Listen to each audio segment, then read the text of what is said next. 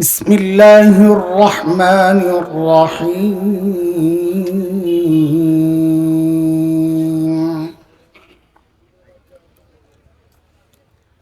ونضع الموازين القسط ليوم القيامة فلا تظلم نفس شيئا وإن كان مثقال حبة من خردل أتينا بها وكفى بنا حاسبين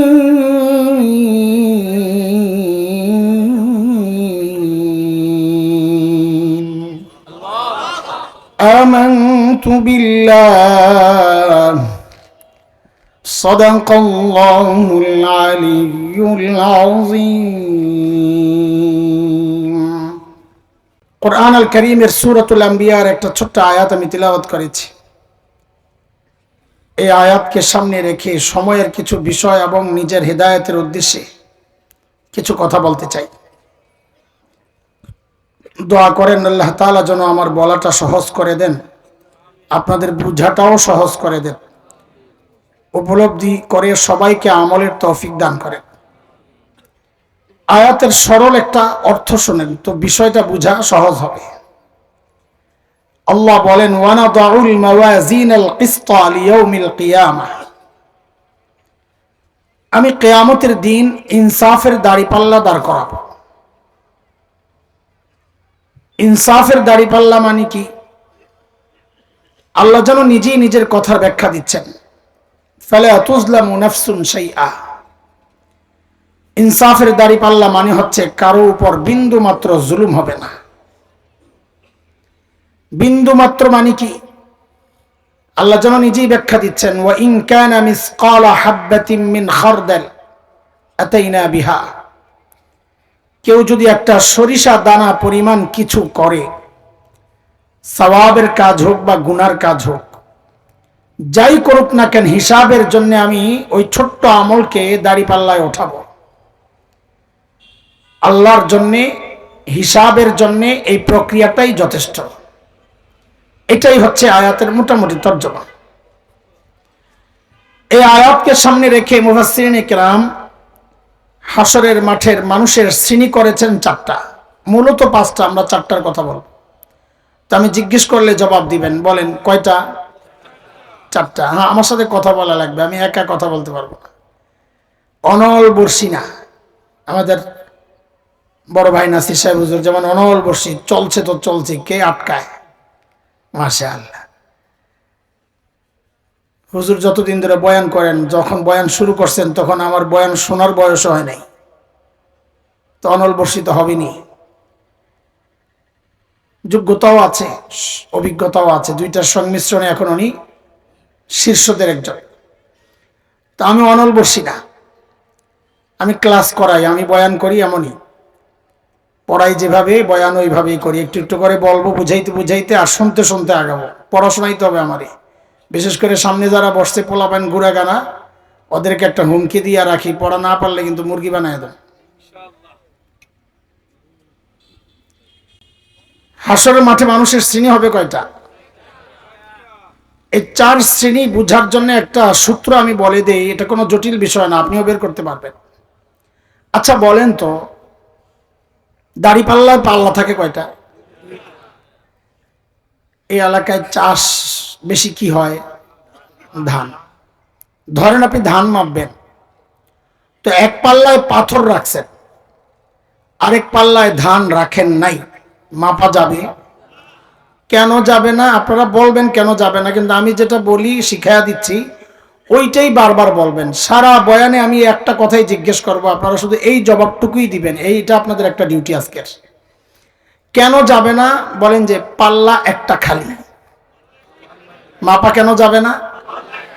আবার বলেন, আবার বলেন। যেহেতু পুরো বয়ান আপনাকে ডিউটি একটাই, তাই বারবার মুখস্থ করেন যেন ভুল না হয়। ভুল হলেন তো সোজা মুরগি, কোনো কথা আপনার না, ওই পোলাবেন্টে। আমি আবার জিজ্ঞেস করি, এক পাল্লায় লোহা রাখছেন পাথর, আরেক পাল্লায় ধান দেন নাই, মাপা যাবে? কেন যাবে না? পাল্লা খালি বলি নাই, এই তো মুরগির, এই জন্যই তো হুমকি দিয়েছি। এক না বললে সব যাবে শেষ হইয়া। বলেন ঠিক করে, কেন মাপা যাবে না? পাল্লা একটা খালি। ঠিক তার উল্টাও হইতে পারে, এক পাল্লায় ধান দিছেন আর এক পাল্লায় পাথর দেন নাই, মাপা যাবে? কেন যাবে না? হাসরের মাঠে আল্লাহর আদালতে এমন কিছু মানুষ আসবে যাদের নেকির পাল্লায় নেকি তো আছে, কিন্তু গুনার পাল্লায় গুনাহ নাই একটাও। বলেন তো তাদের আমল মাপা যাবে? কেন যাবে না? পাল্লা একটা খালি। যেহেতু আমল মাপা যাবে না, তাদের ব্যাপারেই আল্লাহর সিদ্ধান্ত, আল্লাহ তাদেরকে বিনা হিসাবে জান্নাত দিয়ে দিবেন। হিসাব হবে না। কেন হবে না বলেন তো? পাল্লা একটা খালি। এই তো লাইনে পড়ছেন, মাশাআল্লাহ। ঠিক আর উল্টাও হইতে পারে, এমন এক শ্রেণী আসবে যাদের গুনার পাল্লায় গুনাহ তো আছে, নেকির পাল্লায় নেকি নাই একটাও। বলেন তো তাদের আমল মাপা যাবে? কেন যাবে না? এদের ব্যাপারে আল্লাহর সিদ্ধান্ত, আল্লাহ নিজেই বলেন, ফালা নুকিমু লাহুম ইয়াউমাল কিয়ামাতি ওয়াজনা, আমি ওদের আমল মাপবো না, বিনা হিসাবে জাহান্নামে চলে যাবে। তাদের হিসাব হবে না। কেন বলেন তো? পাল্লা একটা খালি। কয় গ্রুপ গেল? আর আছে কয় গ্রুপ? ওই দুই গ্রুপের অবস্থা হলো দুই পাল্লাতেই আছে, কারো নেকির পাল্লা ভারী, কারো গুনার পাল্লা ভারী। যদি নেকির পাল্লা ভারী হয়, তার ব্যাপারে আল্লাহর কি সিদ্ধান্ত? আল্লাহ নিজেই বলেছেন সূরাতুল কারিআর মধ্যে, فَأَمَّا مَنْ ثَقُلَتْ مَوَازِينُهُ فَهُوَ فِي عِيشَةٍ راضية, যার নেকির পাল্লা ভারী আল্লাহ বলেন সে জান্নাতি। وَأَمَّا مَنْ خَفَّتْ مَوَازِينُهُ فَأُمُّهُ هَاوِيَةٌ, যার নেকির পাল্লা হালকা আল্লাহ বলেন সে জাহান্নামী। একটু দ্রুত বলেন, কয় গ্রুপ হলো? এক গ্রুপ বিনা হিসাবে জান্নাত, আরেক গ্রুপ বিনা হিসাবে, আরেক গ্রুপ হিসাব সহ জান্নাত, আরেক গ্রুপ হিসাব সহ জাহান্নাম। কয় গ্রুপ হলো? চলেন আমরা একটা একটা করে জানি। প্রথম গ্রুপ, যাদের নেকির পাল্লায় নেকি আছে, গুনার পাল্লায় গুনাহ নাই একটাও। তারা কারা? আহলুস সুন্নাহ ওয়াল জামাতের আকীদা, যাদের দাওয়াতে আপনারা এসেছেন, যারা আজকে বয়ান করেছেন, করবেন, দোয়া করবেন। হযরত সদর সাহেব হুজুর রাহমাতুল্লাহি আলাইহির যে আকীদা, উলামায়ে দেওবন্দের যে আকীদা, সেটা হচ্ছে সমস্ত নবী মাসুম, নিষ্পাপ। কোন নবী জিন্দেগিতে কোনো গুনাহ করেন নাই। কেন করেন নাই সেটা ভিন্ন সাবজেক্ট, ওই বিষয়ে ঢুকলে আমার দেরি হয়ে যাবে। তবে একটু ইশারা দিয়ে যাই, যেন এমনটা না হয় যে একটা বিষয় সামনে আসছে, এই বিষয়ে আপনি কিছুই জানেন না, এমনটা যেন না হয়। সমস্ত নবী কেন নিষ্পাপ, তার অনেক মৌলিক কারণ আছে। এর মধ্যে একটা মৌলিক কারণ হচ্ছে সমস্ত নবীকে আল্লাহ নিজেই গুনাহ থেকে বাঁচায় রাখছেন। বলেন, নবীরা গুনাহ কেন করেন নাই? আবার প্রশ্ন আসবে আপনাদের, আল্লাহ কেন নবীদেরকে বাঁচাইছেন? ওটারও জবাব আছে। সূরা হজ 17 নম্বর পারার একদম শেষ পৃষ্ঠা আল্লাহ বলেন, আল্লাহু ইয়াসতাফি মিনাল মালাইকাতি রাসূলান ওয়া মিনান নাস। আল্লাহ বলেন সমস্ত রাসূল আমি আল্লাহ নির্বাচন করেছি। বলেন রাসূল কার নির্বাচন? কোন রাজা বাদশার নির্বাচন। এখন কোন নবী রাসূল যদি গুনাহ করেন, তো আল্লাহর নির্বাচনটাই প্রশ্নবিদ্ধ হয়ে যায়, যে আমাদেরকে গুনাহ থেকে বাঁচাতে আপনি কাদেরকে নির্বাচন করলেন? তারা নিজেরাই তো গুনাহ করে। আল্লাহর নির্বাচন যেন প্রশ্নবিদ্ধ না হয়, ওই জন্য আল্লাহ তার নবীকে গুনাহ থেকে বাঁচায় রাখছেন। যেমন হযরত ইউসুফ আলাইহিস সালাম, নাম জানেন? কেমন ছিলেন? আমার মতন কালা বেটা। কেমন কেমন সুন্দর। শুনেন, একবারে বলেন, এর চেয়ে সুন্দর আল্লাহ কাউরে বানান নাই, বানাবেন না বলে থাইমেন না, না বলে বলবেন তবে বলেন ঠিক করে, এর চেয়ে সুন্দর আল্লাহ কাউকে বানান নাই, বানাবেনও না। থাইমেন না, না বলেন না। তবে মানে আমাদের নবী আলাইহিস সালাম ছাড়া আমাদের নবীর সৌন্দর্যের সাথে কারো সৌন্দর্যের তুলনা হয় না। হযরত ইউসুফ ছিলেন ফর্সা সুন্দর, আর আমাদের নবী ওহো, চোখের দিকে তাকালে মনে হতো এর চেয়ে সুন্দর চোখ আর হইতে পারে না। ঠোঁটের দিকে তাকালে মনে হতো এর চেয়ে সুন্দর ঠোঁট আর হয় কেমনে।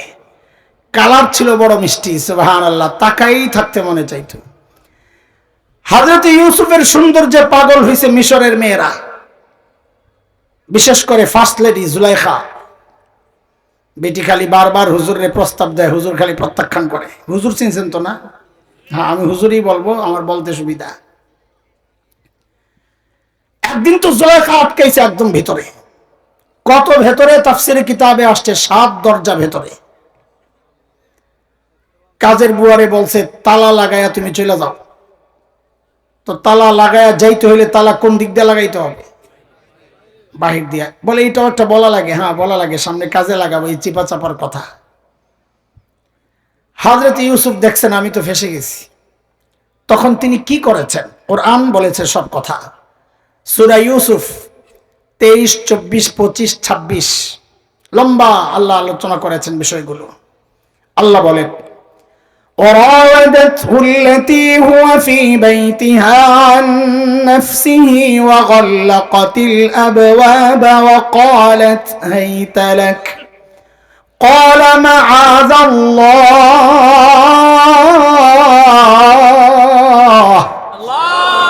إنه ربي أحسن مثواي إنه لا يفلح الظالمون।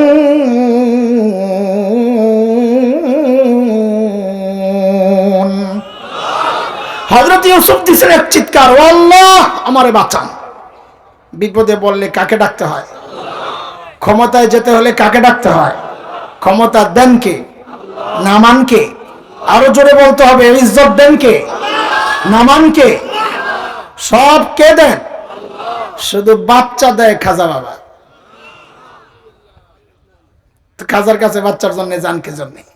যেগুলা যায় এগুলার মাথা নষ্ট। কথা কন ঠিক কিনা? 24 নম্বর আয়াতে আল্লাহ বলছেন আমি ইউসুফকে বাঁচাইয়া দিছি। আমি পুরো আয়াতের তর্জমা করব না, আমি শুধু মূল কথাটা বলে আগানোর দরকার। কিভাবে বাঁচাইছেন 25 নম্বর আয়াত থেকে আল্লাহ নিজেই বলতেছেন। আচ্ছা, 24 নম্বর আয়াতে আল্লাহ বলেছেন আমি বাঁচাইছি, তাহলে নবীদেরকে কে বাঁচান? কিভাবে বাঁচাইছেন আল্লাহ বলতেছেন, ওয়াস্তাবাকাল বাব وقدت قميصه من دبر وألف يا سيدها لدى الباب قالت ما جزاء من أراد بأهلك سوءا إلا أن يسجن أو عذاب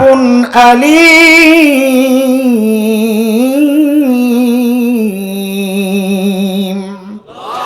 দুইজন ছুটছেন দরজার দিকে। কোন দিকে? এই দরজা কোন দিক দিয়ে তালা? আরে ভেতর দিয়া তালা থাকলেও তো বলে একটু দৌড়ে যায়, টাইনা টুনে দেখি তালা ভাঙা যায় কিনা, ওই সুযোগও তো নাই। তো ইউসুফ আলাইহিস সালাম কোন কারণে দৌড় দিলেন? কারণ নবী ইউসুফের ঈমান আমার আর আপনার মতো নড়ে বড় ঈমান না, ওটা ছিল নবীওয়ালা ঈমান। হযরত ইউসুফ চিন্তা করেছেন আমি যে রবকে ডেকেছি ওই রবের জন্য এই তালা ভাঙা দরজা ভাঙা কোনো ব্যাপার না। দিছেন দৌড়, পেছন দিয়া জুলাইখা মারছে থাবা। হুজুরের কম দামি জামা, আয় হায়, পেছন দিয়ে আমার মতন কোট পরা থাকলে, জ্যাকেট পরা থাকলে তো চামড়ার আর ছিটতে পারতো না। হুজুরের কম দামি জামা থাবা মারছে, ছিঁড়ে গেছে। যেই না দরজার সামনে গেছে, দরজা খাট করে খুলে গেছে। একটা, দুইটা, তিনটা, চারটা, পাঁচটা, ছয়টা, সপ্তম দরজা খুইলাই একেবারে জায়গা পড়ছে জামাইয়ের সামনে, হাতে নাতে ধরা। ভিডিও চালাক আছে, জামাইয়ের সামনে পইরাই নগদ একটা পোল্টি মারছে। কি পোল্ট্রি? বলে আপনার স্ত্রীর সাথে অপকর্মের চেষ্টাটা যে করলো তার কি শাস্তি হওয়া উচিত? বাপরে বাপ, সোরের মার বড় গলা। দোষ করছে কে? চাপাইতেছে কার কান্দে? জোরে কর না। আরে দোষ করছে কে? চাপাইতেছে কার কান্দে? হুজুরের কান্দে। সাবাস, কে রে কইলো? মাশাআল্লাহ। কার কান্দে? হ্যাঁ, বর্তমান দুনিয়া এমন বহু চলে, দোষ করে নিজে চাপায় আরেকজনের কান্দে। নাম কইলে তো আবার আপনারা খেয়ে যাবেন, থাক নাম কইলাম না। কি বুঝা ঠিক কইছিল? আন্তাজি মার খেয়েছস, শয়তান পোলা ভাই। আচ্ছা, বিচার দিছে কার কাছে? একটু সূক্ষ্ম একটা কথা শোনাই তাইলে অন্তত এতটুকু। বিচার দিছে কার কাছে? জামাইয়ের কাছে। আচ্ছা, বিচার যে দেয়, রায় কি সে দেয়? কথা বলে। অথচ জুলাইখা নিজেই রায় দিতেছে, হয় ওরে আয়নাঘরে ঢুকান। আরে আয়নাঘর ছিল না, আপনি কইবেন যা ছিল ওটা। আর আয়নাঘর নাম ছিল না, কাম একটাই ছিল। হয় ওরে ঢুকান, আপনার কঠিন একটা বাড়ি লাগাইয়া দেন। বিচার দিবে মিশরের গভর্নর, তুমি নিজে রায় দিতেছো যে? দুনিয়ার সিস্টেম এটা। ক্ষমতায় থাকলে তখন রায় আর আদালত দেয় না, ক্ষমতায় যারা থাকে ওরা রায় লেখা আদালতে পাঠায়া দেয়, আদালত ওরা খালি রায়টা শোনায়া দেয়। এটা আগের থেকেই চলে আসতেছে, নতুন কিছু না। হযরত ইউসুফ তো চুপচাপ, জুলাইখার জামাই তো বুঝছে ঘটনা, তারপরও দলের লোক তো বুঝাও না বুঝার একটা ভান করতাস। ইউসুফ কি খবর? বলে খবর তো ভালো না। হিয়ারা ওয়াদাতনি আন নাফসি, কল্লো বেডি দোষ দেয় আমারে। বলে তুমি যে করো নাই প্রমাণ দাও। আরেকটা 2 নম্বরই। ইসলামী আইন আদালত, দুনিয়ার আইন আদালত সিস্টেম হচ্ছে প্রমাণ দিবে বাদী, অভিযোগকারী। আমরা আরবিতে বলি আল বাইয়িনাতু আলাল মুদ্দাই। এখানে অভিযোগকারী কে? কথা বলা লাগবে। অভিযোগকারী কে? অথচ প্রমাণ চাওয়া হচ্ছে কার কাছে? সিস্টেম অনুযায়ী চাওয়ার দরকার কার কাছে? তো নিয়ম ঠিক আছে না ভাঙছে? কেন ভাঙলো? ওই যে কাহিনী একটাই, ক্ষমতা। ক্ষমতায় থাকলে নিয়মকে ভাঙ্গাটাই নিয়ম হয়ে যায়। কথা বল ঠিক কিনা? হযরত ইউসুফ চিন্তা করতেছেন, ভিতরে ছিলাম আমি আর মহিলা, প্রমাণ আসবে কোত্থেকে? কিন্তু ভরসা হারান নাই। এর মধ্যে দেখেন ভেতর থেকে একটা পিচ্চির কান্নার আওয়াজ আসতেছে, অনবরত কান্না, থামার কোন নামগন্ধ নাই। কে কাচ্ছে? জুলাইখার এক ফুফাতো বোন আসছিল বেড়াইতে, তার দুধের এক ছোট্ট ছেলে।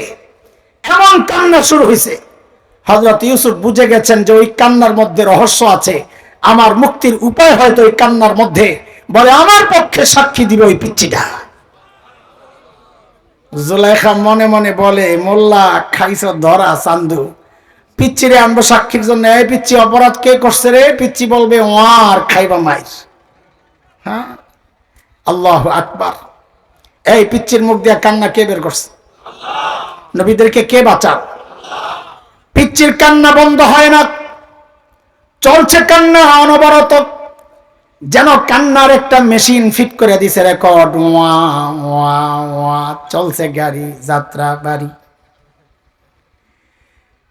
যেই না হযরত ইউসুফের সামনে পিচ্চি, সাথে সাথে কান্না বন্ধ। সুবহানাল্লাহ। বাড়ি যায় পড়বেন না? ভাবে তেমন লাগে আপনাকে। কান্না বন্ধ করছেন কে? পিচ্চিরে মিশরের গভর্নর জিজ্ঞেস করে, হে পিচ্চি অপরাধ কে করেছে রে? এখন পিচ্চি যদি ডাইরেক্ট বলতো অপরাধ করছে জুলাইখা, তো দরবারের মুরগি চোরা যেগুলা ছিল, সব দরবারে তো 2-4টা মুরগি চোরা থাকে। ওই দরবারের মুরগি চোরা কইতো মোল্লার কাম। মোল্লারা কত নাটক জানে, শাপলা চত্বরে রং মেকা শুয়েও থাকতে পারে মোল্লা। এই মোল্লা জাদু দিয়ে পিচ্চির মুখ থেকে কথা বের করছে। আল্লাহ তাআলা পিচ্চির মুখ দিয়ে এমন ভাবে কথা বের করছেন, কাউরে দোষী করেন নাই, কাউরে দোষী করেন নাই। লজিক বলে দিছে কি? ইন কানা কামিসুহু কুদ্দা মিন ক্বাবল ফাসাদাকাত ওয়া হুয়া মিনাল কাযিবিন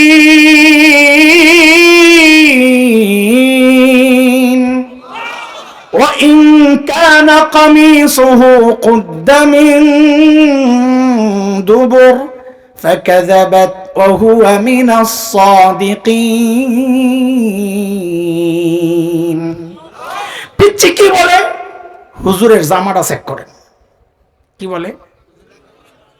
জামা চেক করলে যদি দেখেন জামার সামনে দিয়ে ছিঁড়া, তো বুঝবেন হুজুরই দোষ করছে, জুলাইখা নিজেরে বাঁচাইতে গিয়া থাবা থুবা মারছে হুজুরের জামা ছিড়ালিস।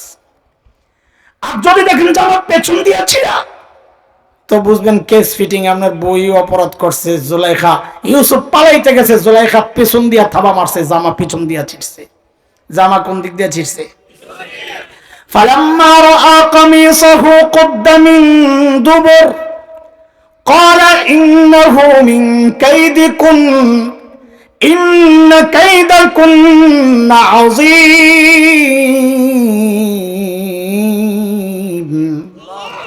যেই দেখছে জামা পেছন দিয়া ছিড়া, জুলাইখার জামা বলে, জুলাইখা জামাই, তোর বেডিরা বড় চক্রান্ত করস, তোদের চক্রান্ত বড় মারাত্মক। এত জোরে ঠিক কইলেন, আগের গুলা কি বে ঠিক? বাইর যায়ালো তোমারে সাইজ করবো আজকা।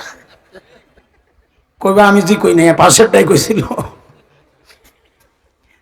আল্লাহ দোস্ত, বৈশা বৈশা ইউসুফ জুলাইখার কিচ্ছা শোনানো আমার উদ্দেশ্য না, সময় নাই, বহু কাম আছে। গল্পের এই পর্যন্ত টাইনে আসছি একটা কোরআনী মেসেজ শোনানোর জন্য, নাইলে আমার দলিল শুরুতেই শেষ। নবীদেরকে গুনাহ থেকে কে বাঁচান? দলিল শেষ আমার। এই পর্যন্ত কেন আসছে এবার বুঝে। ইউসুফ আরিদান হাজা, কাউরে কিছু বইল টইল না, বিষয়টা একটু এড়াইয়া থাকো। মান ইজ্জতের ব্যাপার, তোমারও ইজ্জত আমাদেরও ইজ্জত। এরপরের কথাটা সারা দুনিয়ার মানুষের জন্য মেসেজ, কোরআনী মেসেজ। জুলাইখা ওয়াস্তাগফিরি লিযামবিক ইন্নাকি কুনতি মিনাল খাতিইন। অপরাধ করে বড় গলায় কথা বলতে হয় না, অপরাধ করে আরেকজনের কান্দে চাপাইতে হয় না, অপরাধ করে মাফ চাইতে হয়, অপরাধ করে বড় বড় কথা বলি না, নতুন করে আগুন জ্বালানোর চক্রান্ত করা যায় না। কোরআনী মেসেজ, আমার কথা না। বলেন এবার পিছনে জায়গা, আবার নবীদেরকে কে বাঁচান? হযরত ইউসুফকে কে বাঁচাইছে? সমস্ত নবী বিনা হিসাবে। আরো আছে এই উম্মতেরও ৭০,০০০ গ্রুপ, প্রত্যেক গ্রুপে ৭০,০০০ বিনা হিসাবে জান্নাতে যাবে। আমি এই বিষয়ে আর কথা বলছি না, আমার কথা জরুরি রয়ে গেছে। যেটা বলার দ্বিতীয় অংশটা, এটা সবচেয়ে গুরুত্বপূর্ণ, মনোযোগ লাগবে। আপনারা তো হুজুরের বয়ান শুনি না মনোযোগ হারাই লেছেন, কারণ আমি অত জমায়া জমায়া রাখতে পারবো না, সেই যোগ্যতা আমার নাই, আমি দুর্বল মানুষ, আগেই কইছি। একটু মনোযোগ দিয়া শুনবেন। হ্যাঁ হ্যাঁ, তাড়াতাড়ি শেষ করার আমি রাস্তা খুঁজুম কর। আমি তো এদিকে কম আসা হয়। এখন আপনারা যেই কয়জনই আছেন, অর্ধেক তো গেছেন গা বুঝছি, যেই কয়জনই আছেন পিছন তাকার লাগবো না, আমি যেটা কইছি বিশ্বাস হয় না তোর। দেখেন কতটুকু অনাস্থা আমার উপরে। আচ্ছা শোনেন, মনোযোগ থাকবেন ইনশাল্লাহ, মাশাআল্লাহ, ইনশাল্লাহর জোর আছে। দেখি কে কে ঘুমাইছেন, একটা হাতুড়া দেখান তো, আল্লাহু আকবার। এই নিয়ে আপনাকে মনোযোগের অবস্থা,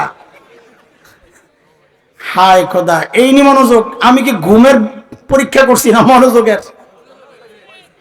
২-৪ জন ইনশাআল্লাহ কয় না, এটা শাস্তি দিছে আল্লাহ। ওয়ালা তাকুলু লিশাইইন ইন্নী ফাইলুন যালিকা গাদা ইল্লা আন ইয়াশা আল্লাহ। করব, বলবো, করার সাথে সাথে বলবো ইনশাআল্লাহ। ঠিক আছে ইনশাআল্লাহ, মনে থাকবে ইনশাআল্লাহ। দেখেন হাসরের মাঠের কয় গ্রুপের কথা বলছিলাম, দ্বিতীয় গ্রুপটা একটু শুনেন। যাদের গুনার পাল্লায় গুনাহ আছে, নেকি নাই একটাও। আচ্ছা, একজন মানুষ জিন্দেগিতে কোনো ভালো কাজ করে নাই, এমন হইতে পারে? ফেরাউন জীবনে ভালো কাজ করে নাই, কি করছে একটা কম তো? আরে মুসা আলাইহিস সালাম রে পালছে, নাকি কম ভালো কথা? একজন নবীরে বড় করছে, কম কথা? বুঝেন নাই কথা? এটা কম বড় কথা?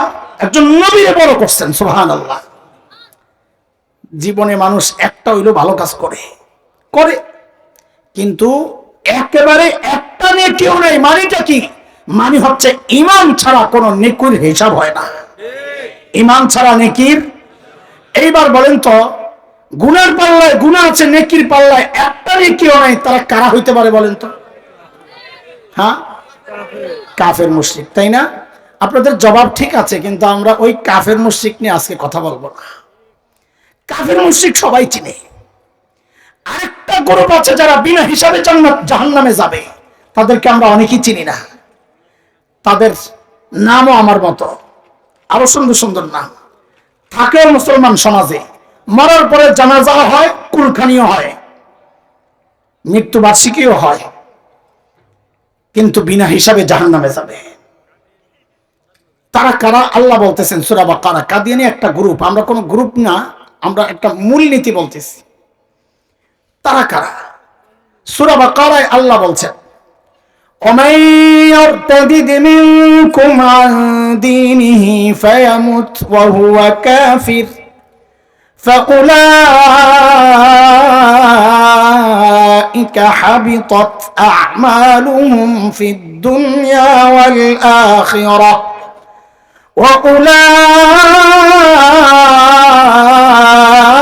وأولئك أصحاب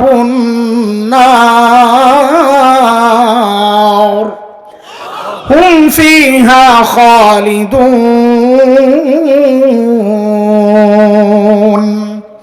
আল্লাহ বলেন যারা মুরতাদ হয়ে গেছে তাদের সমস্ত আমল বাতিল।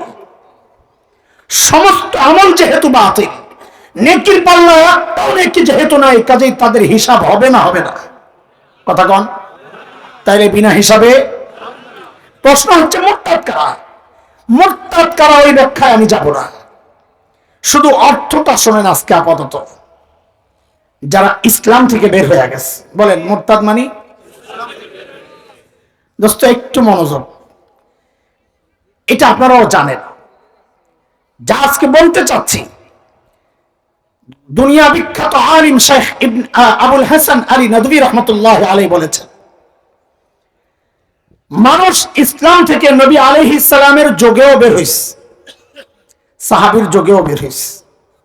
নবীর যুগে ইসলাম থেকে বের হইছে একটা প্রমাণ শোনেন। মক্কা বিজয়ের দিন নবীজি যখন মক্কায় ঢুকেন, একটা সাধারণ ক্ষমা ঘোষণা করেছিলেন, লা তাসরিবা আলাইকুমুল ইয়াউম বইলা, আজকে সব মাফ, কোনো প্রতিশোধ নাই, সবাইকে মাফ করে দিলাম। কিন্তু কিছু মানুষের নাম বলেছেন, এদেরকে মাফ নাই, যেখানেই পাওয়া যাবে ধৈর্যই হত্যা করতে হবে। তারা কারা? বিখ্যাত আলিম শেখ ইবনে তাইমিয়া রাহমাতুল্লাহ আলাইহির একটা বিখ্যাত কিতাব আছে, আস-সারিমুল মাসলুল আলা শাতিমির রাসূল। ওই কিতাবে 15 জনের নাম আসছে। আব্দুল্লাহ ইবনে খাতাল, কুরতুনা, কুরাইনা, সাররা, মাকিস ইবনে সুবানা, হুয়াইরিস ইবনে নাকিদ, আব্দুল্লাহ ইবনে জিবআরা, আব্দুল্লাহ ইবনে সাদ ইবনে আবি সারাহ, ইকরামা ইবনে আবি জাহল, হুবার ইবনুল আসওয়াদ, হুবাইরাহ বিনতে আবি ওয়াহাব আল মখজুমি, কাব ইবনে জুহাইর, ওয়াহশি ইবনে হারব, হিন্দা বিনতে উতবা। নবীজি 15 জনের নাম বলেছেন যে যেখানেই পাওয়া যাবে ধৈর্যই হত্যা করতে হবে। ওই 15 জনের মধ্যে একটা ছিল আব্দুল্লাহ ইবনে খাতাল। আব্দুল্লাহ ইবনে খাতালের ইতিহাস থেকে জানা যায় ও মুসলমান হয়েছিল, মদিনাতে ছিল। মদিনার রাখালদেরকে হত্যা করে পশুগুলা নিয়ে মক্কায় পালায় আসে। তাহলে কি বোঝা গেল? আমাদের প্রমাণের জন্য যেটা দরকার, যে নবীর যুগেও মানুষ ইসলাম থেকে বের হইছে। কথা বলেন। সাহাবীদের যুগেও বের হইছে। মুসাইলিমাতুল কাজ্জাব, রিয়াদের কাছের এক অঞ্চল ইয়ামামা, ওখানের এক বড় গোষ্ঠী বনু হানিফ, তার এক ব্যক্তি মুসাইলিমা মিথ্যা নবুয়তের দাবি করেছিল। তার অনুসারীরা ইসলাম থেকে বের হয়েছে সাহাবীদের যুগে। শেখ বলেন ওই যুগেও মানুষ ইসলাম থেকে বের হয়েছে। এই যুগে হচ্ছে পার্থক্য কি? পার্থক্য হচ্ছে ওই যুগে যারা ইসলাম থেকে বের হয়েছে সে নিজেও জানতো আমি ইসলাম থেকে বের হয়ে গেছি। যেই সমাজে সে মুরতাদ হয়েছে, সমাজ জানতো সে ইসলাম থেকে বের হয়ে গেছে। কিন্তু আফসোস, এই যুগে মানুষ তার চেয়ে 1000 গুণ বেশি মুরতাদ হচ্ছে। সমাজ জানে না সে ইসলাম থেকে বের হয়ে গেছে, যে বের হয়েছে সে নিজেও জানে না। প্রমাণ ছোট্ট করে এখন আপনাদের সামনেও আছে প্রমাণ। আমি পেছনের একটা প্রমাণ আগে দেই। 2013 শাহবাগের গণজাগরণ মঞ্চ বসেছিল, মনে আছে? যুদ্ধাপরাধীদের বিচার ত্বরান্বিত করার দাবিতে। সে বিষয়ে আমি কথা বলছি না, কিন্তু ওই গণজাগরণ মঞ্চের আড়ালে কিছু কুলাঙ্গার নাস্তিক ব্লগার ইন্টারনেটে আমার নবী, প্রিয় নবী সাল্লাল্লাহু আলাইহি ওয়াসাল্লামের বিরুদ্ধে এমন সব জঘন্য লেখালেখি করেছিল। তখন কিছু ইমানদার সাহসী যুবক, নবী প্রেমিক, প্রকৃত আশিক রাসূল, আমি তো বলি আমার কোনো দ্বিধা নাই, তাদের ঈমান আমার চেয়ে শক্তিশালী ছিল, নবীর প্রতি তাদের ভালোবাসা আমার চেয়ে শক্তিশালী ছিল। কারণ ওরা যে কাজটা করেছে আমি হাসান জামিল সেটা করতে পারি নাই।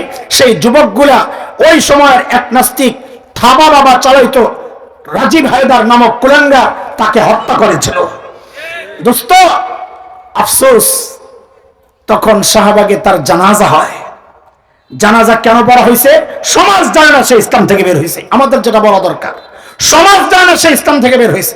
আমরা জানি আপনার নাম করে খোঁচা দিবেন যে হুজুর আপনার মতো কোন মৌলবী সাহেব তো জানাজা পড়াইছে। জানাজা না পড়াইলে তো আর জানাজা হইতো না।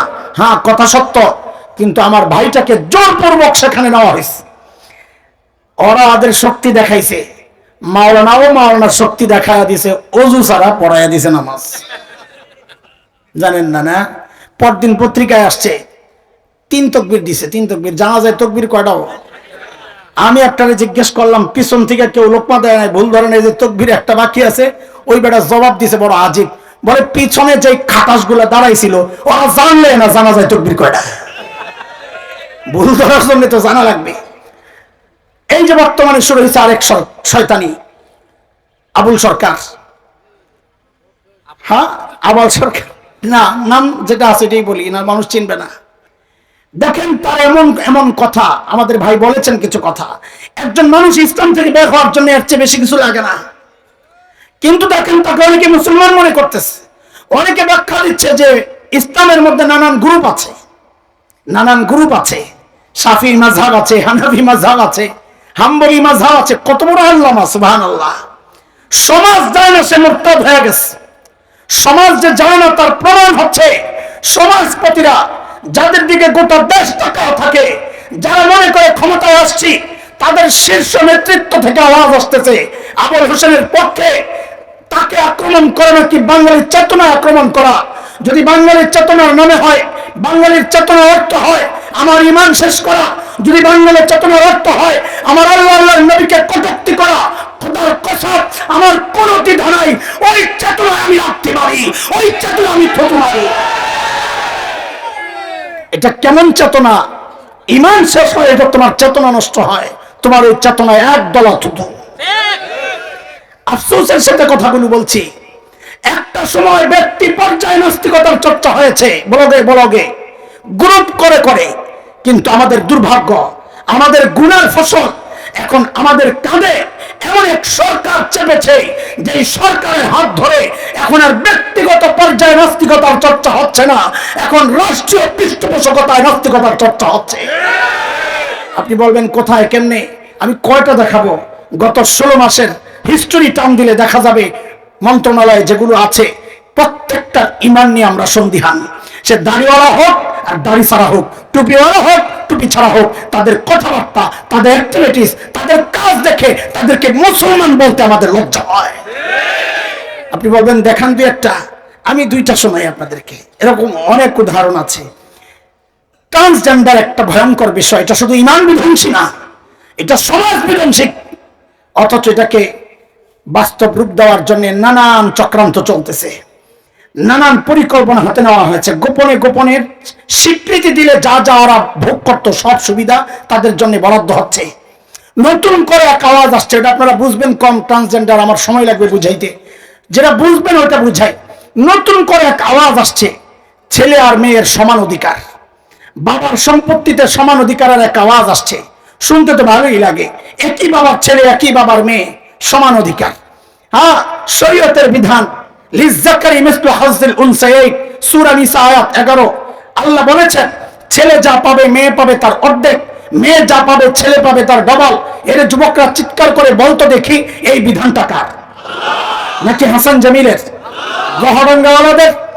কথা বলেন, এই বিধানটা আমাদের খুলনার হযরতের? এই বিধান হেফাজত ইসলামের? এই বিধান জামাত ইসলামের? চিৎকার করে বলে এই বিধান কার? এই বিধানকে যদি কেউ অস্বীকার করে তার ঈমান থাকবে? বলেন থাকবে? অথচ এই বিধান বাস্তবায়নের চক্রান্ত হচ্ছে দোস্ত, এই বিধান বাস্তবায়নের চক্রান্ত হচ্ছে। কেমনে হচ্ছে, কি হচ্ছে সেগুলো বলছি। তার আগে একটা প্রতিজ্ঞা করতে হবে, একটা শপথ নিতে হবে। কি শপথ? দেখেন, যেহেতু কাঁধে চলেছে পশ্চিমাদের পাঁচাটা গোলামরা, মাঝে মধ্যেই এমন কিছু ঝামেলা আমাদের সামনে আসতে পারে। কিছু হইলেই তো ওরা আমাদের বিরোধিতা করে। আমাদের এই আওয়াজগুলোকে অনেকের কাছে রাজনৈতিক বক্তব্য মনে হয়, দোস্ত, সব জায়গায় রাজনীতি তালাশ করেন না। এটা আমার ইমানের ব্যাপার, এটা আমার বিশ্বাসের চেতনার ব্যাপার, এটা আমার অস্তিত্বের ব্যাপার, এটা আমার আকীদার ব্যাপার। এমন চক্রান্ত যদি আবার হয়, এমন কিছু সিদ্ধান্ত যদি নিতে ওরা সচেষ্ট হয়, ওলামারা যদি ডাক দেন, তখন ওলামাদের বিরোধিতা নয়, ওলামাদের পাশে দাঁড়ায়, ওলামাদের হাতে হাত রেখে, কাঁধে কাঁধ মিলিয়ে, মুষ্টিবদ্ধ হাত উঠিয়ে একসাথে উচ্চারণ করতে হবে, শামসুল ফরিদপুরের জমিনে, আল্লামা আহমদ শফীর জমিনে, হাফিজ জিলার জমিনে নাস্তিকতার চর্চা করতে দেওয়া হবে না, দেওয়া হবে না।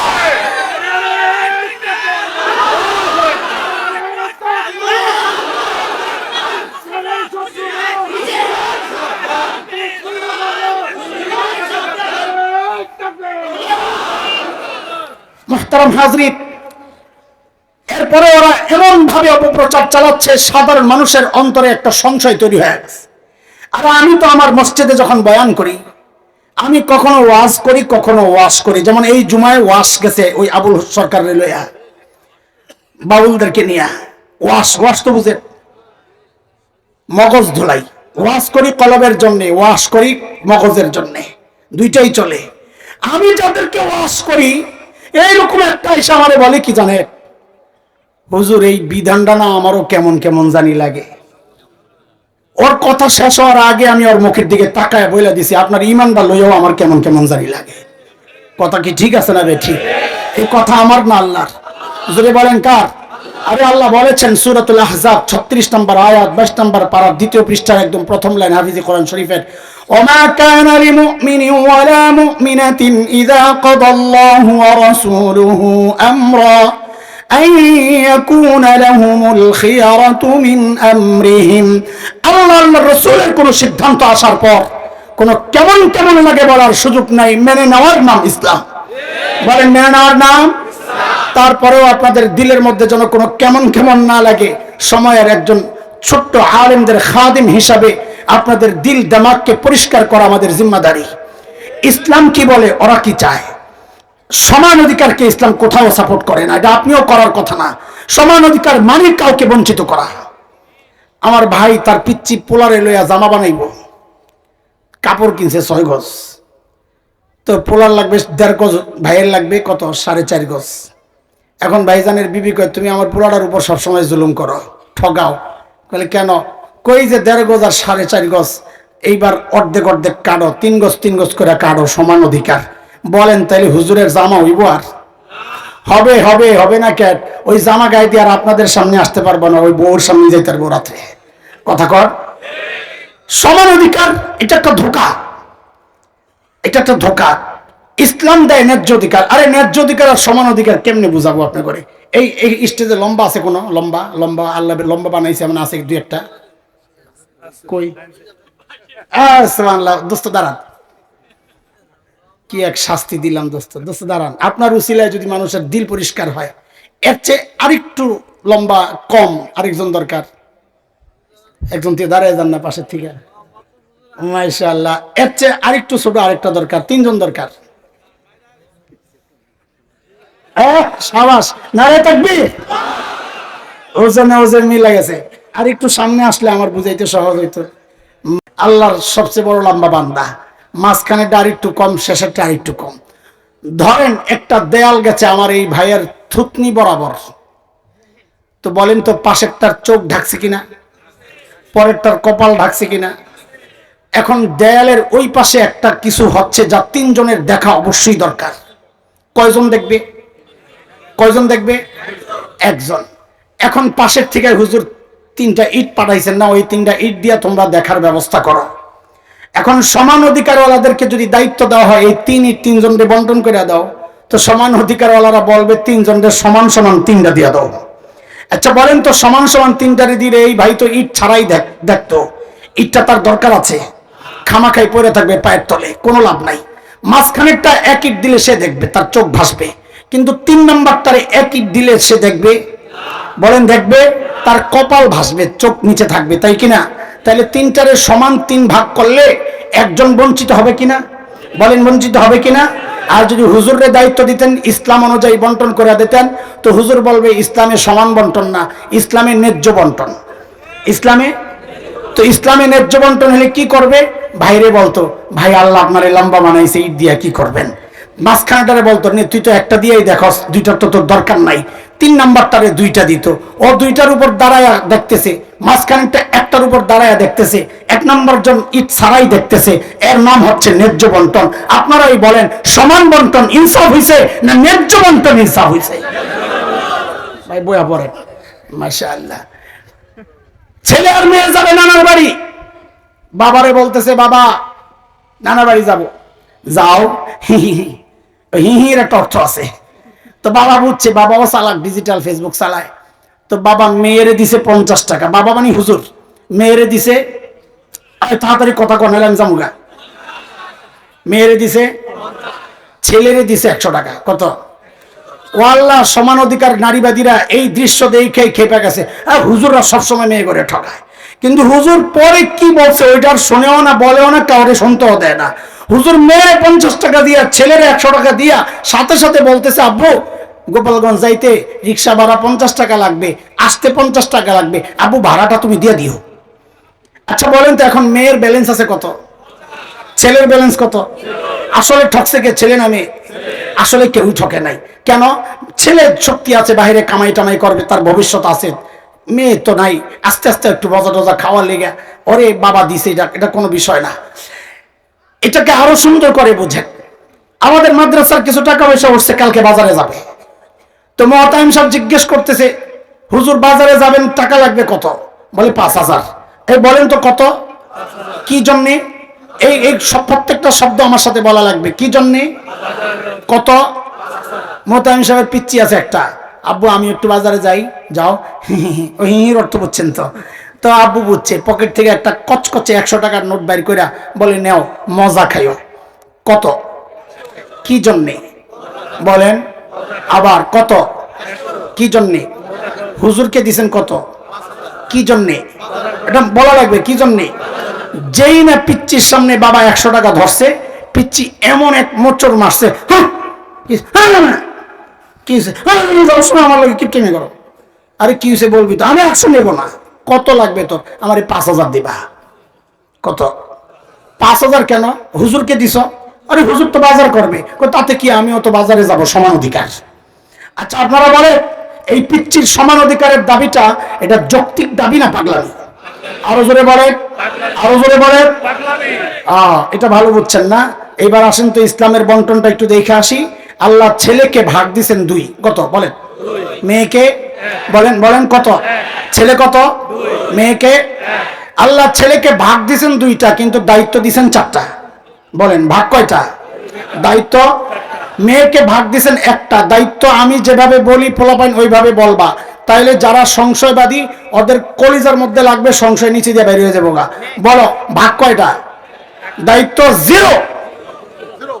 এমনি কইছি আমি, দায়িত্ব 0।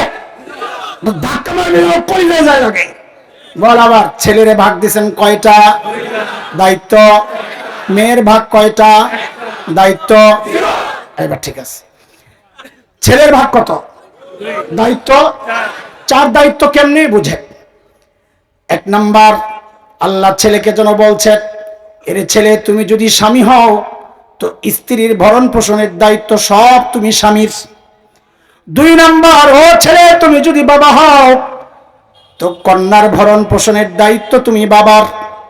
3 নাম্বার, ও ছেলে তুমি যদি সন্তান হও তো মায়ের ভরণ পোষণের দায়িত্ব তুমি সন্তানের। 4 নাম্বার, ও ছেলে তুমি যদি ভাই হও তো বোনের ভরণ পোষণের দায়িত্ব তুমি ভাইয়ের। বলেন তো ভাগ কয়টা? দায়িত্ব কয়টা? তাইলে 2 ভাগ দায়িত্ব 4টা কেন? বলে 2 ভাগ দিয়া এই 4 গ্রুপের বাজার কইরা খরচপাতি চালাইয়া এরপরে খাওয়াইতে। 2 কেন? বলেন 2 কেন? সহজভাবে বলেন, বাজার করতে তো আমাদের সামনের ঠিক হবে। বলেন 2 কেন? বলেন আবার 2 কেন? কয় গ্রুপের? এটা মাথায় রেখেন, বলার দরকার না, খালি এতটুকু বলেন 2 কেন। আবার বলেন 2 কেন? 2 কেন? আল্লাহ মেয়েরে ভাগ দিছেন কয়টা? দায়িত্ব কয়টা? 0 কেমনে? ও মেয়ে তুমি যদি স্ত্রী হও তো তোমার সব ভরণ পোষণের দায়িত্ব তোমার স্বামীর। ও মেয়ে তুমি যদি মা হও তো তোমার সব ভরণ পোষণের দায়িত্ব তোমার সন্তানের। ও মেয়ে, তুমি যদি কন্যা হও তো তোমার সব ভরণ পোষণের দায়িত্ব তোমার বাবার। ও মেয়ে, তুমি যদি বোন হও তো তোমার ভরণ পোষণের দায়িত্ব তোমার ভাইয়ের। বলেন তো ভাগ কয়টা? ভাগ কয়টা? দায়িত্ব দায়িত্ব নাই, মেয়ের দায়িত্ব নাই, ভাগ আছে। কথা কোন? ভাগ আছে, দায়িত্ব নাই। তো দায়িত্ব নাই, ভাগ কেন? বলে মজা খাইতে। বলেন না, বলেন কি জন্যে? কি জন্যে? ছেলের দুই কি জন্যে? মেয়ের এক কি জন্যে? আবার আবার ছেলের দুই কি জন্যে? মজার কথা কেড়ে কয়, ছেলের দুই কি জন্যে? মেয়ের এক কি জন্যে? আবার আবার ছেলের দুই কি জন্যে? মেয়ের এক কি জন্যে?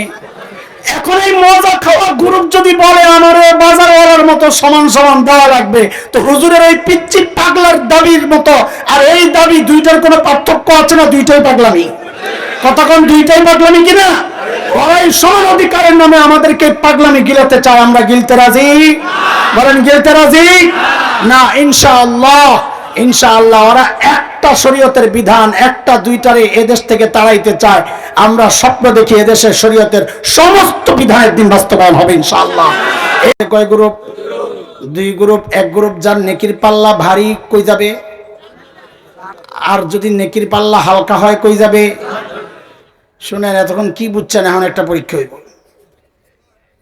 মনোযোগ দিয়ে জবাব দিয়েন, আন্দাজি তালে তালে মাইরেন না। ধরেন নেকির পাল্লায় নেকি আছে গোটা বাংলাদেশটার যেই ওজন কত লক্ষ ট্রিলিয়ন টন হবে আল্লাহ ছাড়া কেউ জানে না, ঠিক কিনা? এই ওজন নেকির পাল্লায় রাখছে। একটু বুঝা শুনে বলেন তো, নেকির পাল্লা ভারী না হালকা? এই সাবাস, কে রে কইছে এটা? মাশাআল্লাহ। দাঁড়া দাঁড়া দাঁড়া দাঁড়া, তোর মাথায় মগজ আছে, আল্লাহ কবুল করুক। এই ভারী কেমনে কইলেন? এখন আমি আরেকটা কমো, তখন তো জোলেখার মতো পল্টি মারবেন। নেকির পাল্লায় বাংলাদেশ সমান নেকি শূন্যই ভারী কয়া লাইলেন, গুণের পাল্লার দিকে তাকায় দেখি ভারত সমান ওজনের গুণা। এইবার কোন তো নেকির পাল্লা ভারী না হালকা? এই তো মারছে জোলেখার পল্টিটা, না বুঝা খালি পল্টি মারে। এইবার বলেন তো, নেকির পাল্লায় নেকি আছে 1 কেজি, ভারী না হালকা? বলেন যে হুজুর বলার সময় হয় নাই, পাশের পাল্লায় কি আছে আগে ওইটা বলেন। বলে পাশের পাল্লায় গুণা আছে আধা কেজি। এইবার নেকির পাল্লা ভারী না হালকা? এর দোস্ত খেয়াল করেন তো, গোটা বাংলাদেশ সমান নেকির এই খাও পাল্লা ভারী করা যায় নাই, অথচ 1 কেজি নেকি রাখার কারণে পাল্লা ভারী হয়ে গেছে। কি বোঝা গেল? নেকি বেশি কম এটা পাল্লা ভারী হওয়ার জন্য যথেষ্ট না। পাল্লা ভারী করার জন্য বেশি গুরুত্বপূর্ণ হলো গুনার পাল্লা খালি করা। তাহলে মূল মনোযোগটা কই দেওয়া দরকার? নেকির পাল্লায় না গুনার পাল্লায়? কোথায় কোথায় বলেন কোথায়? ওই জন্য আমাদের বড়রা সবসময় নেকি বেশি করা ওই দিকে উৎসাহ করা দেওয়ার চেয়ে বেশি গুরুত্ব দেন গুনাহ ছাড়ো, গুনাহ ছাড়ো, গুনাহ ছাড়ো। নেকি বেশি করে কেউ আল্লাহওয়ালা হয়েছে এটা হইতে পারে না। কেউ আল্লাহওয়ালা হয়েছে তো গুনাহ ছেড়ে দিয়ে আল্লাহওয়ালা হয়েছে। মাঝে মাঝে হজে যে সফরে পাবলিকের উপর খুব বিরক্ত লাগে। আমাদের বুজুর্গরা, আমার এক উস্তাদ আছে অনেক বড় আল্লাহওয়ালা, ফরিদাবাদ মাদ্রাসার মুফতি আবু সাঈদ শাহ হুজুর, নাম শুনছেন? হুজুররা কন্যা, হ্যাঁ উস্তাদ, মাশাআল্লাহ, মুফতি আবু সাঈদ শাহ হুজুর। আর কি বুজুর্গ মানুষ। হুজুরের ছোট্ট একটা ঘটনা শুনে আপনি করে, হ্যাঁ শুনবেন? এনার্জি আছে তো? আল্লাহওয়ালাদের গল্প শোনা দরকার, নিজের বিষয়। এইবারের হজের সফর হুজুরের সাথে আমার।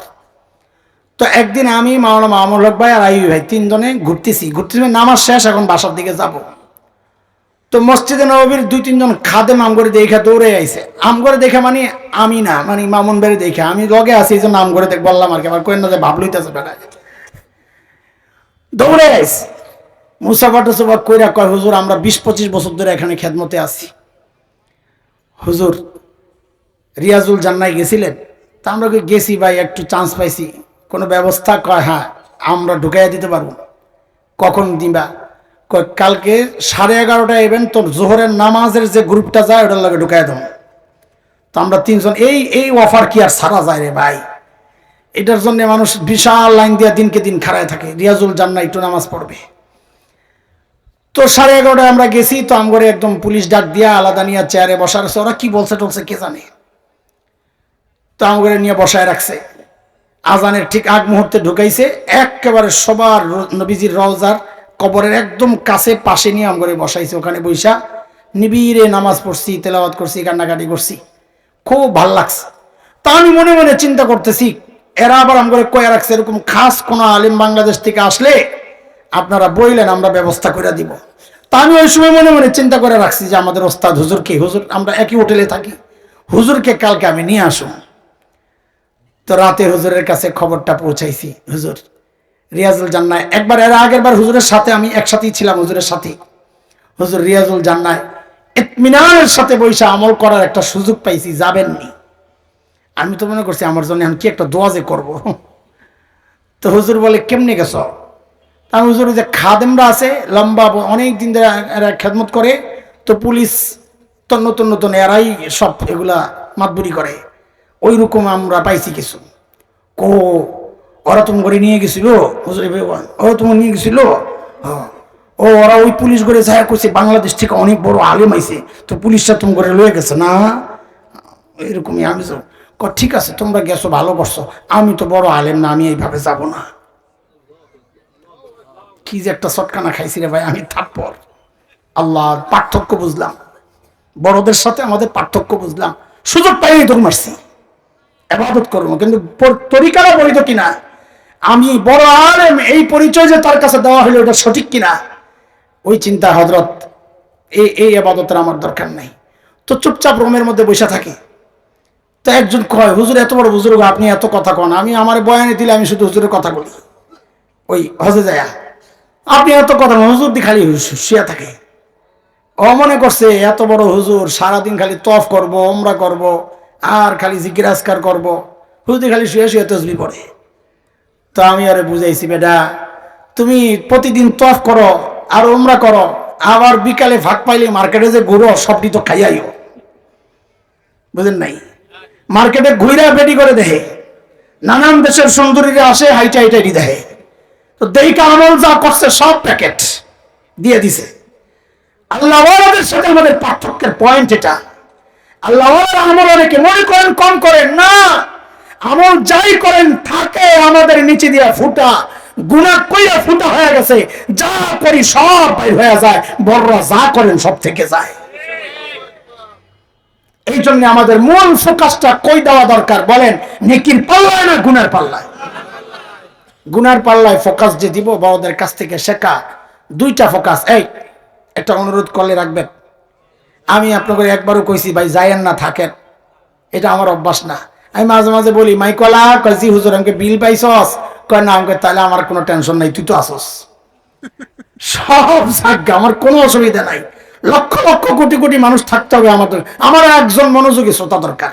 আমার দায়িত্ব বলা ভাই লক্ষ কোটি মানুষকে হাজির করা আমার কাজ, বলেন আমার দায়িত্ব কি?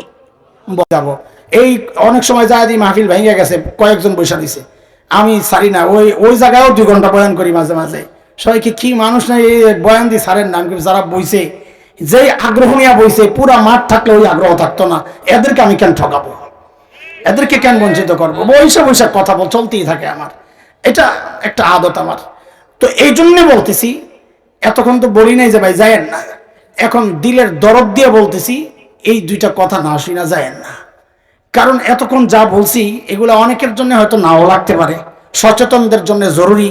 আন্দোলনে ডাক দিলে চাপায়া পড়তে হবে, অন্যদেরকে সচেতন করতে হবে যেন ইমান হারা না হয়ে যায়, আমার কম হোক ইমানটা যেন না যায়, এটা সচেতন থাকা দরকার। কিন্তু এই বিষয়গুলো সবার দরকার। আবার এই গুনাহ সবার হয় কি হয় না? হয়েছে কিনা কথা বলেন? তাহলে গুনার পাল্লায় ফোকাস দেওয়া মানে হচ্ছে 2 কাজ। কয় কাজ? 1 নম্বর হচ্ছে অতীতের গুনাহ রাখবো না, 2 নম্বর হচ্ছে ভবিষ্যতে গুনাহ করব না। বলেন বলেন, অতীতের গুনাহ ভবিষ্যতে গুনাহ, বলেন আবার অতীতের গুনাহ ভবিষ্যতে গুনাহ। এখন এটার তরিকা কি? ভবিষ্যতে গুনাহ করব না এটার কি তরিকা? অতীতের গুনাহ রাখবো না এটার কি তরিকা? খুব সহজ তরিকা। আমরা ভবিষ্যতে গুনাহ করব না আগে এর উপর প্রতিজ্ঞাবদ্ধ হই ইনশাআল্লাহ। আমি চেষ্টা করবো ইনশাআল্লাহ। আল্লাহ তুমি সহজ করে দাও, আল্লাহ গুনাহ ছাড়া সহজ করে দাও, আল্লাহ সাহাবায়ে কেরামের মতো গুনার প্রতি ঘৃণা তৈরি করে দাও। আমিন আমিন বলেন আমিন। দেখেন এই যে প্রতিজ্ঞা করলাম, যাই এই মোবাইলটা চার্জ দেব। হাসে মরনা, কি কথা ঠিক? যাই এই ফেসবুকটা তালাশ করুন, কি আইছে নতুন আপডেট। আমাদের প্রতিজ্ঞা থাকে না কেন? একটা অনুভূতিকে দিলের মধ্যে জায়গা দিতে পারি নাই। ওই অনুভূতিটা যে দিলের মধ্যে জায়গা দিতে পারবে আমাদের বড়দের কথা, তার জন্য গুনাহ ছাড়া না, তার জন্য গুনাহ করাটা কঠিন হয়ে যাবে ইনশাআল্লাহ। অনুভূতিটা কি একটু বলেন আমাকে আপনারা। আমরা যখন গুনার দিকে আগাই বা গুনাহ করি, দুনিয়ার কেউ না জানলেও কেউ না দেখলেও একজন জানেন, দেখেন, তিনি কে? আবার বলে, আরো জোরে বলে। জবাব তো সহি, ঠিক আছে, কিন্তু এই জায়গায় আমরা আল্লাহ বলবো না। এই প্রসঙ্গে কোরআন আল কারীমের যে আয়াতটা আমি আনতে চাই, ওই আয়াতে আল্লাহ নিজের যে পরিচয়টা দিয়েছেন আমরা ওই নামটা বলবো। বলেন রব্বে করিম। বলেন আবার। আলেমরা তো জানেন, সাধারণরা এই শব্দটা উচ্চারণ আপনাদের কম হয়েছে, এই জন্য কয়েকবার উচ্চারণ করে একটু ইজি বানায় আনেন। বলেন, আবার বলেন, আবার বলেন। তা আমি আবার জিজ্ঞেস করি, এইবার সহি জবাব দিবেন। আমরা গুনার দিকে আগাইলে দুনিয়ার কেউ না জানলেও কেউ না দেখলেও একজন জানেন, দেখেন, তিনি কে? আবার বলেন। তিনি শুধু জানেন, দেখেন না, আরেকটা কাজ করেন, তিনি ডাকতে থাকেন। ছোটবেলায় আমরা যখন কোনো পাপ করতাম, মুরব্বীরা বা অপরাধ করলে মুরব্বীরা পেছন থেকে ডাকতেন না, এই কাজটা কেন করতেছো, ডাকতেন না? তো আল্লাহও ডাকেন। তো কয় কাজ হলো আল্লাহর? 3 কাজ। জানেন, দেখেন, ডাকেন। বলেন, জানেন, দেখেন, ডাকেন। বলেন, জানেন, দেখেন, ডাকেন। কি বলে ডাকেন? সূরা ইনফিতার, আম্মা পাড়ার 5 নম্বর সূরা, 6, 7, 8 আয়াত। কি বলে ডাকেন? আল্লাহ নিজে বলতেছেন, ইয়া আইয়ুহাল ইনসান মা গররাকা বিরাব্বিকাল কারীম।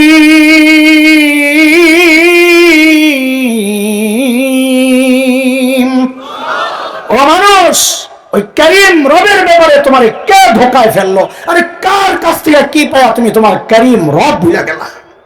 দেখেন, ডাকটা তো আমি দিলাম, আওয়াজটা দিলাম, তর্জমা করলাম, আমাদের হৃদয়ে ওইরকম ধাক্কা লাগে নাই। কেন জানেন?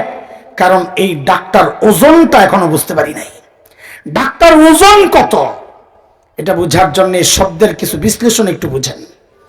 আরবিতে রব্বে করিম, করিম কাকে বলে, রব কাকে বলে, এটা একটু বুঝেন। করিম বলে ওই দাতাকে যিনি না চাইতেই দেন। বলেন, এই চোখ চায়া পাইছি না, না চায়া? কান চায়া পাইছি না, না চায়া? জিহ্বা চায়া পাইছি না, না চায়া? একটু বলেন তো, সারা শরীরের কি আমি চায়া পাইছি? সব না চাইতেই যে সত্তা দিয়েছেন তাকে আরবিতে বলে করিম। কি বলে? কি বলে? আমারে যখন দিয়েছেন, চোখ থেকে এত বড় আছিল, হাতটা এত বড় আছিল, যিনি এগুলারে বাড়াইছেন, বড় করছেন, পালছেন, সংরক্ষণ করছেন, নিরাপত্তা দিয়েছেন যে সত্তা, তাকে বলে রব। তাকে বলে, বলেন, তাকে বলে। দুইটা মিলে কি হলো? এই রব্বে করিমের অর্থটা বুঝার জন্য একটা উদাহরণ বুঝেন। এই একটু জবাব দেন তো, মানুষের মধ্যে, আল্লাহ ছাড়া, রসুল ছাড়া, মানুষের মধ্যে আমাদের প্রতি সবচাইতে বেশি মমতা, মায়া, টান কার? জোরে বলেন। তিনি কে? মা। আরে মার কলিজায় কত দরদার মায়া, মা ছাড়া কেউ বুঝবে না। এই যে এখন বাসায় যাব, কয়টায় পৌঁছি? দোয়া করেন আল্লাহ যেন সহি সালামতে পৌঁছায়। আরে আমিন কইবেন না? এত কিপটা আপনারা, জোরে কোন আমি। আমার একটু দোয়া চাইছি, এত কষ্ট করে দোয়াটা বের করতে হয়। যখন ঘরে পৌঁছতাম, মা জীবিত ছিলেন যখন, ঘরে ঢুইকা দেখতাম বউ ঘুমাইতেছে, বাচ্চারা ঘুমাইতেছে। ঘুমাবে, ঘুমের টাইমে ঘুমাবে, এটা তো অপরাধ না। কিন্তু প্রায় যায় দেখতাম সবাই ঘুমাইলো, একজন মানুষ সজাগ, তিনি মা। 9 তলায় বাসা ছিল, তো গলি দিয়া গাড়িটা ঢুকলে জানালার কাছে মাথাটা আনতাম, কেন মন ডাকতো কেউ একজন জানালার কাছে দাঁড়ায় রয়েছে লাইট নিবাইয়া। তো প্রায় দেখতাম পর্দা গোল করে এই তাকায় রয়েছে, বুঝা যায় একজন দাঁড়ায় রয়েছে। চাবি থাকতো, দরজা খুইলেই মাঝে মধ্যে যায় দেখতাম মা অস্থির পায়চারি করতেছেন, এই মাথায় এই মাথায় হাঁটতেছে। কখনো যায় দেখতাম জানামাজে বইয়া কাঁদতেছে। তো মাঝে মাঝে জড়াইয়া ধরে বলতাম, মা ঘুমান না? তো কি বলতেন? বাবারে, বাহিরে যতক্ষণ থাকো ঘুম তো আমার আসে না, খুব মিস করি। ঘরে যখন ঢুকি যায় সবাই ঘুমাইতেছে, মা থাকলে সজাগ থাকতেন। এর নাম মা। আরে ঘরে খাবার যা আছে, কোন মা যদি মনে করেন এই খাবার যদি একটু আমি খাই তো বাচ্চারা পেট পুরে খেতে পারবে না, দুনিয়ায় এমন আর একজন মানুষ নাই মা ছাড়া যে ওই মুহূর্তে নিজের প্রচন্ড ক্ষুধারে গোপন করে একটা নাটক করবেন, বাচ্চাদেরকে বলবেন কি আম্মুর না কেমন কেমন লাগতেছে, বমি বমি, আম্মু খাবো না, বাবা তোমরা খায়ানো। সারা রাত ক্ষুধায় কষ্ট পাবে কিন্তু বাচ্চারা পুরাটা খাইছে, মার এটাই শান্তি। এর নাম মা। এর নাম কি? আর ওর জন্যই তো ওলামারা কিছু মাসআলা মা আর বাবার আলাদা করেছেন। যেমন একটা মাসআলা তো এমন, কোন সন্তান যদি বাবা মার আগে মৃত্যুবরণ করে, বাবা তো সন্তানের লাশের পেছনে পেছনে যেতে পারে, বাবা সন্তানের কবরেও নামতে পারে। বলে কেন, বাবার কলিজায় কি মায়া দয়া নাই? বলে আছে। বাবাও চিৎকার করে করে কান্না করবে, কিন্তু বাবাকে আল্লাহ ওই শক্তি সামর্থ্য মনোবল দিয়েছেন, বাবা সন্তানকে দাফন করে শোয়া কান্না করতে করতে উপরে উঠতে পারবেন, ওই শক্তি আল্লাহ বাবারে দিছেন। কিন্তু কোন মায়ের জন্য সন্তানের লাশের পেছনে যাওয়া চলবে না, কোন মায়ের জন্য সন্তানের কবরে নামা চলবে না। কেন? দুনিয়ায় এমন কোন মা নাই যে সন্তানকে দাফন করার জন্য কবরে নেমে সন্তানকে শোয়া দিয়া ওই মা আবার সুস্থ অবস্থায় উপরে উঠবেন, এমন কোন মা নাই জগতে। সন্তানদের শোয়া নিজ লাশ হয়ে শুয়ে পড়বে। এরে ভাই, একটু জানতে চাই, এই যে মার কলিজা এত দরদ, এত মমতা, এত মায়ার ভালোবাসা, কারণটা কি বলেন তো? মা আমার দুই চোখের এক চোখ বানাইছেন সেই জন্যে, মা আমার একটা কান বানাইছেন সেই জন্যে, মা আমার একটা হাত বানাইছেন সেই জন্যে। আচ্ছা একবারে বলে ফেলেন না, মা আমার শরীরের কি বানাইছেন? কি বানাইছেন? বলেন বলেন, কি বানাইছেন? কিছুই বানান নাই, কিছুই বানান নাই। তারপরেও মার কলিজা এত দরদ, মা আমার কিচ্ছু বানান নাই, অল্প কয়দিন ভাড়াটিয়ার মতো আমার পেটে জায়গা দিছেন, হওয়ার পর লালন পালন করেছেন, কিচ্ছু বানান নাই, তাতেই মার কলিজা এত দরদ আর মায়ার মমতার ভালোবাসা, কিচ্ছু বানান নাই। তারপরেও আল্লাহ আমার চোখ বানাইছেন, ওই আল্লাহর কত মায়া। যে আল্লাহ আমার হাতটাও বানাইছেন, ওই আল্লাহর কত মায়া। যে আল্লাহ আমার এত এত নিয়ামত দিয়া বাঁচায় রাখছেন, ওই আল্লাহর কত মায়া। এর জালিম কত মায়া, বুঝো না? আমি আর তুমি যখন গুনাহ করি, ভেতরে গুনাহ চলতেছে, দরজা বন্ধ, জানালা বন্ধ, ওই গুনাহ অবস্থায় আমার মালিক দরজার নিচে দিয়া বাতাস আর অক্সিজেন পাঠায়া দিচ্ছেন যেন আমি মরে না যাই। এরে আমার ভাই বন্ধুরা, আমি আর আপনি যখন গুনাহের দিকে আগাই, তখন আমার মালিক ওই মায়ার কথাগুলো মনে করায়া দিয়া দিয়া ডাকতে থাকেন, এই বলে ইয়া আইয়ুহাল ইনসান মা গররাকা বিরাব্বিকাল কারীম।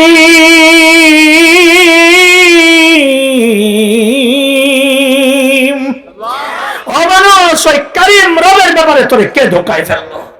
যেই চোখ দিয়া তুই গান দেখতেছস, সিনেমা দেখতেছস, ওই চোখ কিন্তু তোর নায়ক নায়িকা দেয় নাই, আমি কারীম দিছি রে বান্দা, না চাইতে দিছি। যেই কান দিয়া তুই গান শুনতেছস, ওই কান কিন্তু তোর গায়ক গায়িকা দেয় নাই, আমি কারীম দিছি, না চাইতে দিছি। আমার দেওয়া নিয়ামত দিয়া আমার নাফরমানি তুই করছস কেন রে বান্দা? মা গররাকা বিরাব্বিকাল কারীম। কেন বল, কেন? আমাদের বড়দের কাছ থেকে শোনা।